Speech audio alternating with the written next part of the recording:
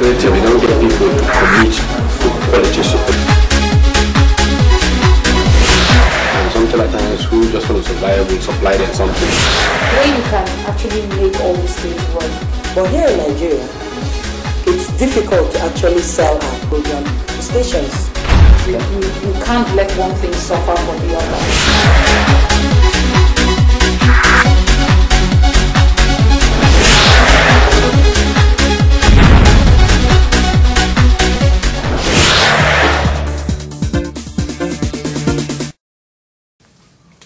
Hello and welcome. This is a chat with the professional, the show that has been designed to x-ray the activities of professional individuals and corporate bodies. This also is the 10th anniversary series, the special we are doing, getting across the world Nigerians in diaspora who are practicing professionals as well as world leaders. Today, stay from Washington, D.C. I'm going to be having another called professional, a Nigerian, someone who also had his basic training in Nigeria before migrating in 1982 to the United States. And we are talking about the acting manager in charge of partnerships and donor relations at the International Finance Corporation, a subsidiary of the World Bank. We are talking about Bayo Oyewole, our own Bayo. But the interview segment comes up, as you know, after our usual break, so don't go nowhere. We'll be right back.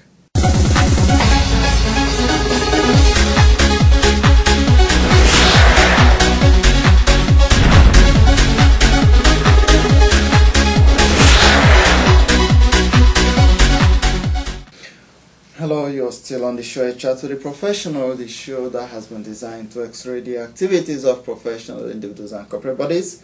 Like I mentioned to you in my introduction, we have yet again another professional, Nigerian professional based in Washington, D.C., the United States of America. What, like I mentioned, we are doing is in this 10th anniversary special to get Nigerians in the diaspora and world leaders to see how we can encourage our people back home to do the right things, to professionalize Nigeria and ensure that we have a better society. So join me now as I welcome to the show Bayo Oyewole, who is the Acting Manager Partnerships and Donor Relations at the International Finance Corporation, which is a member of the World Bank Group. My pleasure to welcome you to the show. Thank you very much. All right, you are a Nigerian. You got your first training in Nigeria before leaving the country. That's right, yes. How long have you been in the United States? I've been in the United States since 1982. Okay, since 1982. Good. How far have you gone, you know, with, what I mean by how far you've gone is you are in the United States and you've been here since 1982. What has the training you got in Nigeria, how has it impacted on what you do today? Well, I think that the one thing that Nigerians have going for them is, at least Nigerians of my generation, I think Nigeria invested heavily in social capital, in education. Okay.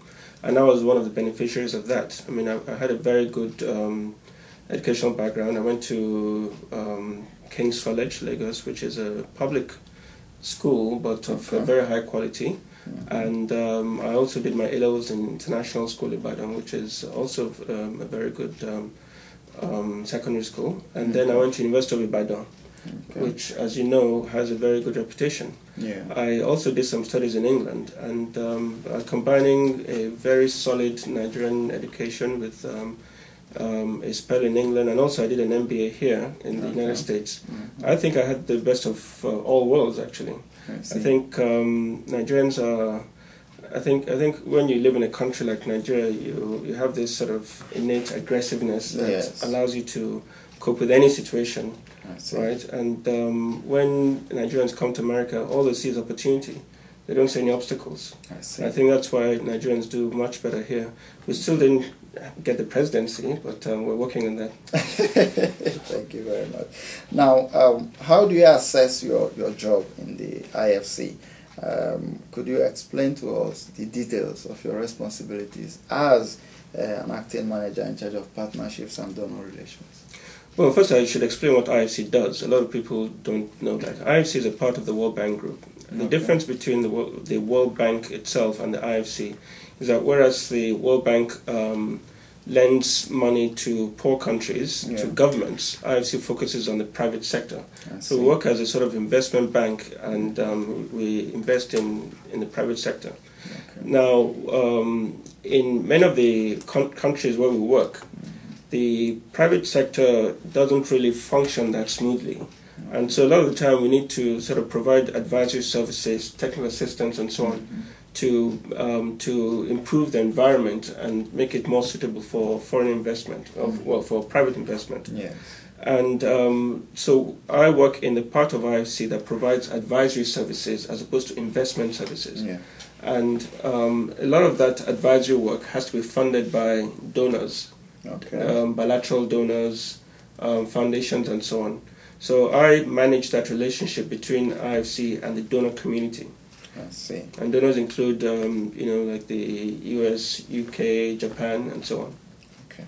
Now, are there programs or projects, you know, that are focused particularly on the continent of Africa that you would look at and say, this is one thing that IFC has done which is remarkable to impact on the lives of our people? Well, first of all, IFC is very focused on making sure that it does a lot of work in what we call emerging economies. And also we have a lot of focus on the poorest countries. So Africa is pretty much the major focus of IFC, right?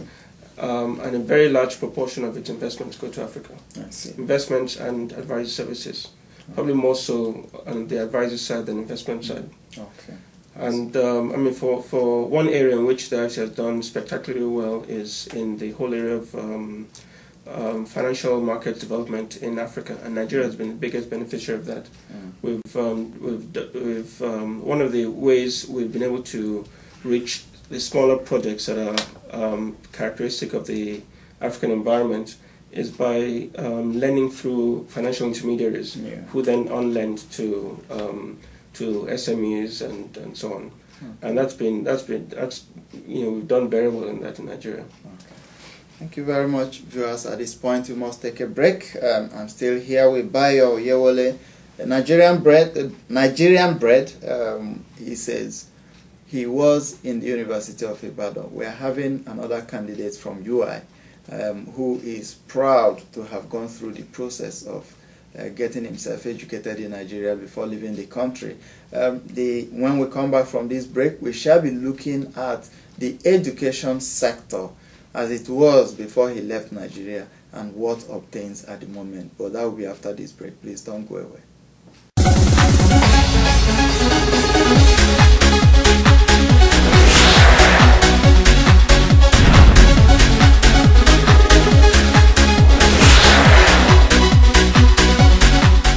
Let's talk a bit of content now.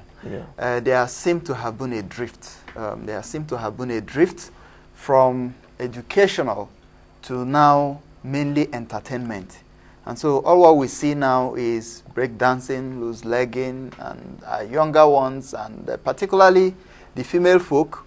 I'm sorry to say that, but they hardly now can think about current affairs, news, educational programs like what we are doing now.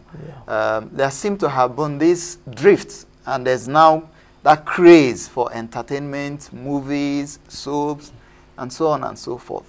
How can the stations, how can Born in particular come into this to ensure that the Nigerian population is better educated rather than what we see? Because unfortunately, you are an executive and you know what we see or what you see on daily basis if you have to interview the so-called graduates, people who come out from schools and those who even have master's degrees, and sometimes they are unable to express themselves, sometimes they are unable to even identify their local government chairman, let alone the governors of the states where they reside. So what can Born do in that aspect to ensure that the percentage of entertainment to educational, core educational and current affairs is kind of sort of balanced? Well, first of all, let me say I wish it was possible to wish away the frustration of the moment. Yes. Namely that we seem to have shifted from education television or educational broadcasting to entertainment broadcasting. I wish it was possible to just wish it away and now restore educational broadcasting.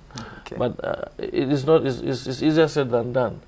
I think the more realistic approach would be that let us accept that it is something which will be with us for a very long time to come. Okay. I dare say it probably is something that will remain forever with us. It's a trend. Okay. And when a trend comes, if you want to flow against the current of that trend, you probably will be swept away by it.